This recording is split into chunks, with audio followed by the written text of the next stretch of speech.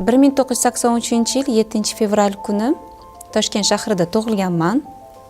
Otam Samatov Karim, onam Samatova Kumush va akam, ukam bor. Oilada bitta qizman. Bu sohada oilamizda hech kim ishlamaydi, faqat men. Otam har xil yo'nalishlar bo'yicha ishlaganlar. Onam qishloq xo'jaligi boshqarmasida bosh mutaxassis bo'lib ishlab kelganlar. O'zi umuman bu sohaga men nima qiziqmagandim. Umuman boshqa narsaga qiziqardim. 11-sinfni bitirganimda otam aytganlar-da, qaysi o'qishga kirishimizni, nima qilishimiz kerak edi.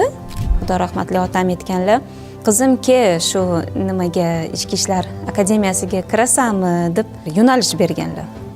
Birinchi marta kira olmaganman. Keyingi yiliga yana harakat qilib ko'rdim. Keyin aytdim, "Yo'q, bo'ldi, men endi shu nimaga berdinglarmi meni? Bo'ldi, men shu nimaga kiraman. Bitta shu nimam bor, bitta nimaga tanladimmi? Demak, shuni oxirigacha to shu ishni yetkazmagunimcha ko'nglim joyiga tushmadi." Shundan keyin kirdim. Xudoga shukr, o'qish qiyin bo'lmagan. Boshida qiyin bo'lgan. Ikkinchi kursda umuman tashlab ketaman deb aytganman. Bo'ldi, o'qimayman, iltimos, meni olib ketinglar bu yerdan deb aytganman ikkinchi kursda. Keyin yo'q. Otam shu aytganlari nima qilganlari uchun yo'q dedim, mayli. Oxirigacha chidab, sabr qilib, o'qishni ham bitirdim. Lekin o'qishga kirganimda buni otam ko'ra olmagan. Chunki o'qishga kirgan yilim otam olamdan o'tib qoldilar.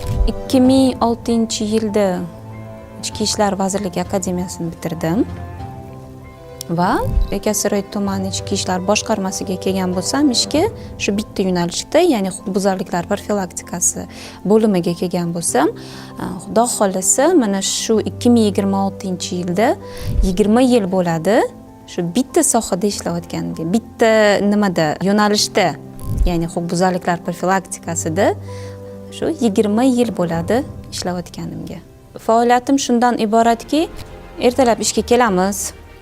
Birinchi navbatda bizning qiladigan ishimiz 102 tizimi orqali tushgan xabarlarni, tushgan nimalar bo'yicha, ya'ni oila turmush doirasidagi nimalar bo'yicha o'shalarni ko'rib chiqamiz.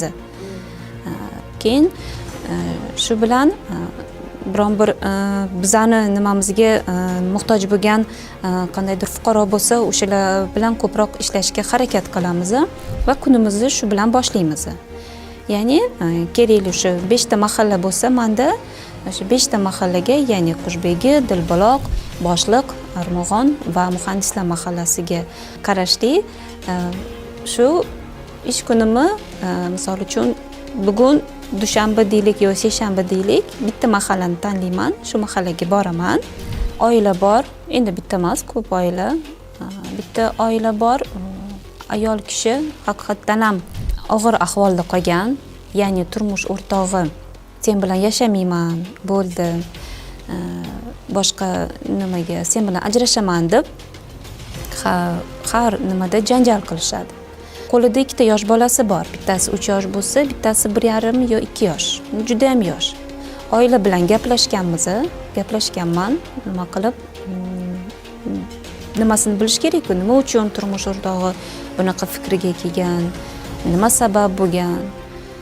Ayol kishi o'zi ham uyda o'tirib qolgan. Ya'ni endi bilasizlar, ayol kishi uyda o'tirib qolsa, kimgadir nimasini ichidagi dardi nimasini aytish kerak bo'ladi. Shu paytda biz endi qo'limizdan kelguncha yordam beramiz. Haligacha yordam berib kelamiz. Bu oila bilan ko'proq ishlashga harakat qilaman. Ya'ni nima uchun? Bu oilani saqlab qolish uchun, ajrashib ketmasligi uchun.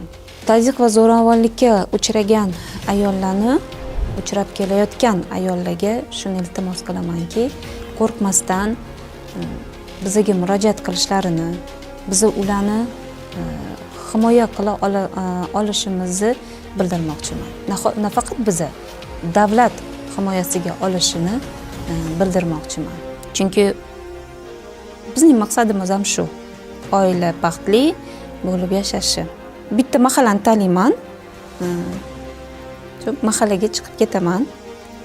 ertaga xotin-qizlar faoli bilan uyma-uy yurib, ro'yxatni shakllantirishgan ular ham, ya'ni ayollar daftarida turadigan, ijtimoiy ahvoli og'ir oilalar, kam ta'minlangan, keyin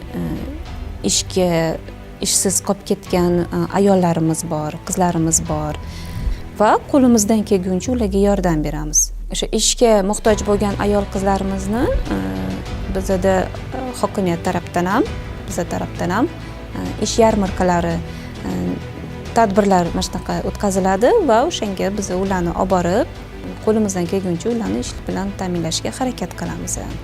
2011-yilda turmushga chiqqanman Buxoro viloyatiga. Turmush o'rtog'im Buxoro viloyatida. Mana 14 yil bo'ldi yashab kelayotganimizga. Orada 4 farzandli bo'ldim.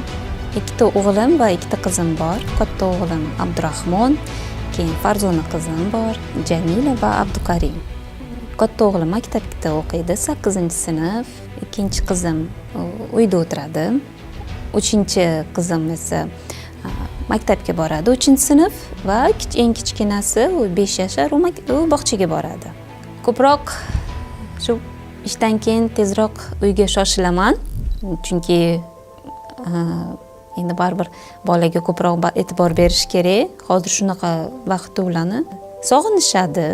Bizani ishda endi hamma bilsa kerak, ortiqcha vaqt topish qiyin.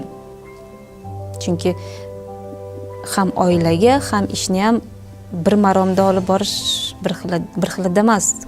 Bolalarni ham xursand qilishga, ham ishimni ham o'z vaqtida qilishga harakat qilaman. Bo'sh vaqtim bo'lganda bolalarimni shu aylantirishga, ya'ni parklarga, bizda hozir ko'p o'yingohlar ochilgan, shunaqa o'yingohlarga, nimalarga olib borishga, ularni xursand qilishga harakat qilaman. Ertalab soat 6 da turaman. Farzandlarimni maktabga, bog'chaga olib borish uchun ularga ertalabki nonushtani tayyorlab, hammasini bitta-bitta turg'izib, yedirib, ichirib, kiyintirib maktabga jo'nataman. Ba'zida shunaqa holatlar bo'ladi. Shu narsalarga ulgura olmay qolaman. Ulgurmayman. Shunda yaxshi, Xudoga shukr, aytamanku, men farzandlarimni shunaqa tarbiya qilganmanki, endi yoshlikdan o'rgatganman, mustaqil bo'lib, shu ishlarni o'zlari qilib ketishga. Yosh xodimlarga shuni nasihat bermoqchiman, ya'ni ko'proq o'qishsin, sabrli bo'lishsin. O'zidan iloji bo'lsa, yonidagi o'sha yoshi kattaroq, ko'p yillar ishlab kelayotgan nimalardan so'rashsin, uyalmasin. Biz kelganimizda uyalardik so'rashga. Yo'q, ular uyalmasin, so'rashsin. Buni qanday qilish kerak, buni qanday qilish kerak, qiziqishsin. O'zlari yugurib qiziqishsa, kelajakda ishlari ham yaxshi bo'ladi. Avvalambor men ustozlarimga, keyin rahbarlarimga o'z minnatdorchiligimni bildirmoqchiman. Bizani qo'llab kelayotganliklari uchun. Men ayol kishimiz, bizani ham, bularning ham oilasi bor, farzandlari bor deb bizani har doim qo'llab-quvvatlashadi. Shuning uchun minnatdorchiligimni, ya'ni rahbarlarimga va meni o'qitgan, shu darajagacha kelganimga sababchi bo'lganlarni hammasiga rahmat aytmoqchiman.